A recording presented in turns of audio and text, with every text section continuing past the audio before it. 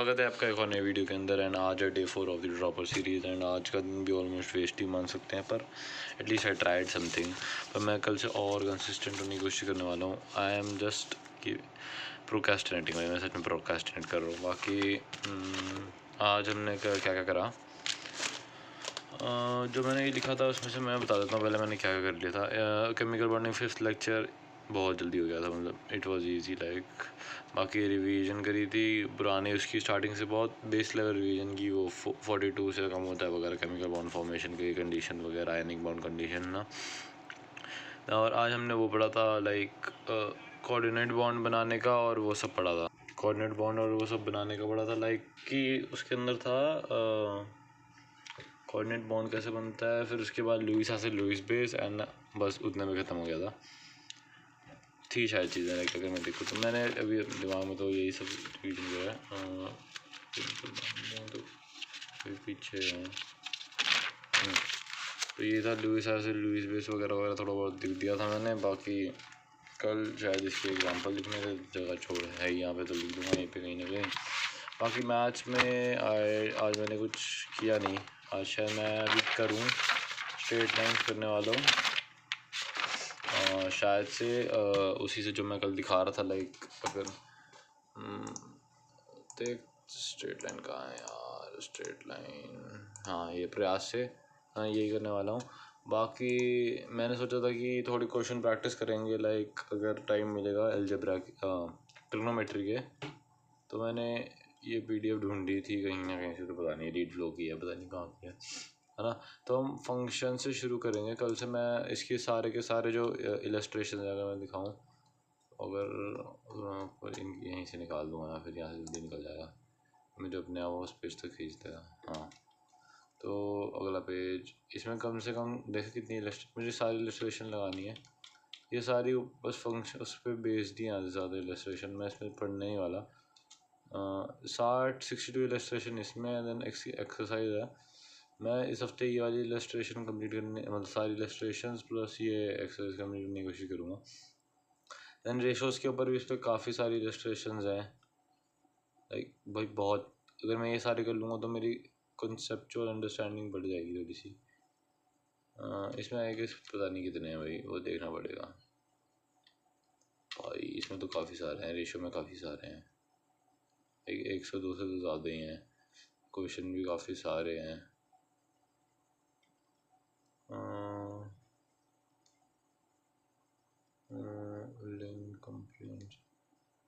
ये भी काफ़ी सारे हैं। इक्वेशंस भी, इक्वेशन वाला पार्ट तो अभी देखेंगे, पर वो दोनों करने की कोशिश करूँगा, है ना। बाकी मैं GOC आज पढ़ी थी थोड़ी बहुत, इससे ही इजी नोट से पढ़ी थी। और बाकी मेरे तो नोट्स मैंने GOC के नहीं बनाए थे कुछ खास नोट्स, तो यही GOC पढ़ रहा था मैंने। इसमें थोड़ी बहुत मुझे कार्बिन और ये सब समझ नहीं आया, तो मैंने यार रिविजिट लिख दिया है, मैं देखूँगा। मैंने इसमें से नहीं देखा, मैं रीडिंग कर रहा था, पर फिर मैंने सोचा कि मुझे कार्बिन वाला पार्ट मेरे को समझ नहीं आ रहा, तो शायद देख लूँ। बाकी इंडक्टिव इफेक्ट और ये सब पढ़ रहा था, बस ये सब था। बाकी तो ये ठीक ही था, होमोलिटिक फिजन वगैरह और ये सब था। देन ये मैंने पता नहीं कब निकाल था, मुझे याद भी नहीं है। तो ये कुछ तो ख़तरनाक से किसी बच्चे के तो नोट्स है, तो मैंने पता नहीं कब प्रिंट निकाले थे, शायद 11वीं के ख़त्म होने के टाइम पे निकाले होंगे, क्योंकि तब मेरी वही हो रही थी।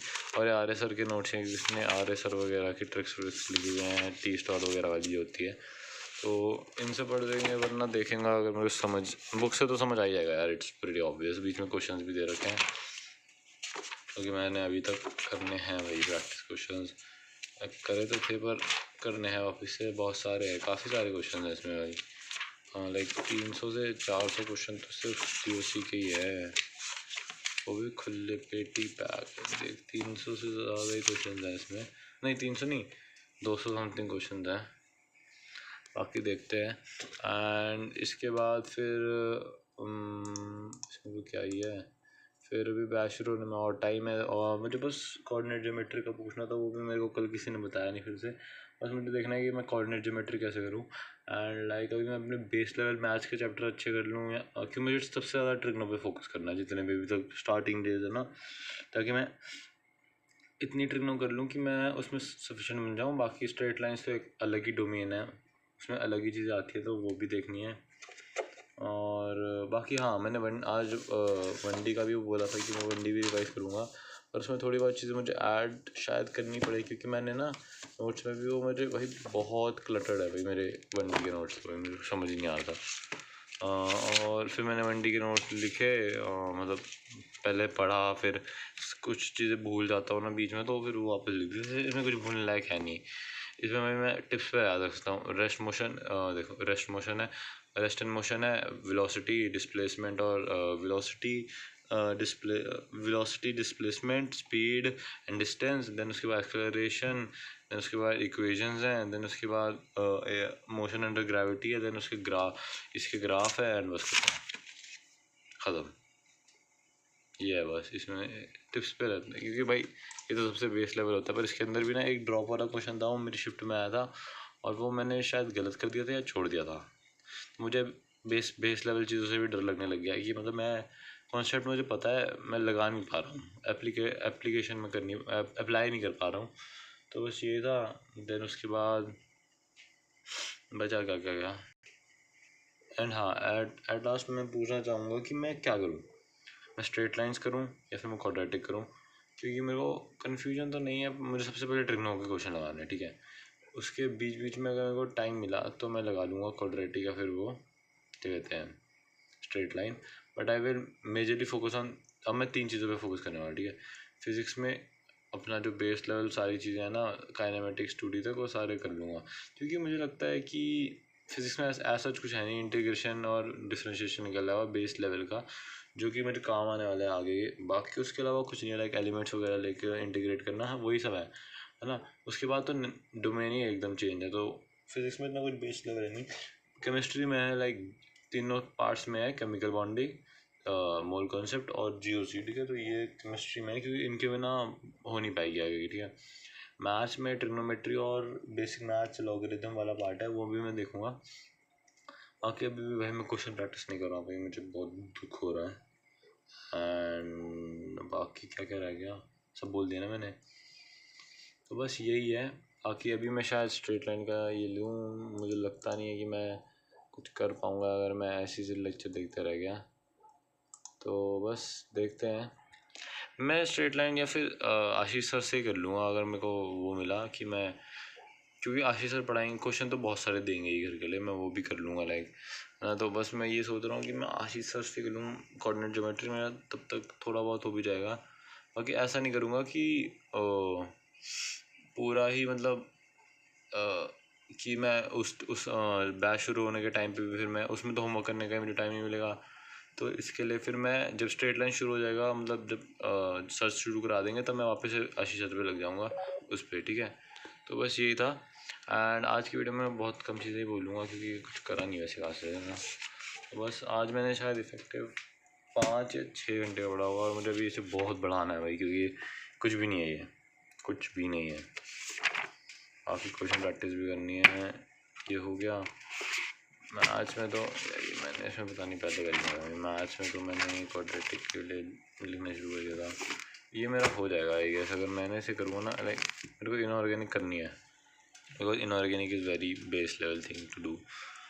बाकी बस यही है। और मैं कल से फिर इंग्लिश शुरू कर दूँगा, इसमें से सिंगल शुरू ही कर दूँगा ना, अगर ये मिलेगा तो मैं सिंगल कल से शुरू कर दूँगा। एंड मैं अपना बेस लेवल कल, अभी तो मैं कुछ नहीं करूँगा, स्ट्रेट लाइन में थोड़ा बहुत देख लूँगा, लेक्चर भी मैं देखूँगा। अगर मैं बोर हो गया किसी चीज़ से तो, है ना, ट्रिग्नो के क्वेश्चन लगा के, तो मैं ट्रिग्नो करना, पहला मेरा ट्रिग्नो है, ठीक है, पहला मेरा एम है ट्रिग्नो। देन दूसरा है मेरा काइनेमेटिक्स, बेसिक मैथ्स, इन सब के सारे अच्छे से क्वेश्चन लगा लूँगा। हाँ, इंस्ट्रूमेंट वाला पार्ट मैंने पिछली बार भी छोड़ दिया था, इस बार मैं वो गलती नहीं करूँगा, बिकॉज वो बहुत बेस होता है और बहुत आसान सा होता है, उसमें सारा डाटा दे रखा होता है, बस उसमें थोड़ा कैलकुलेशन करना होता है बस, बाकी तो चलता है। Instrument, basic maths and kinematics physics में, एंड वो तीनों डोमेन अलग अलग, इनऑर्गेनिक और उन सब के अलग अलग करेंगे, देखते हैं वो कैसे करते हैं। अदरवाइज़ बाकी सब तो ठीक है एंड बढ़िया था।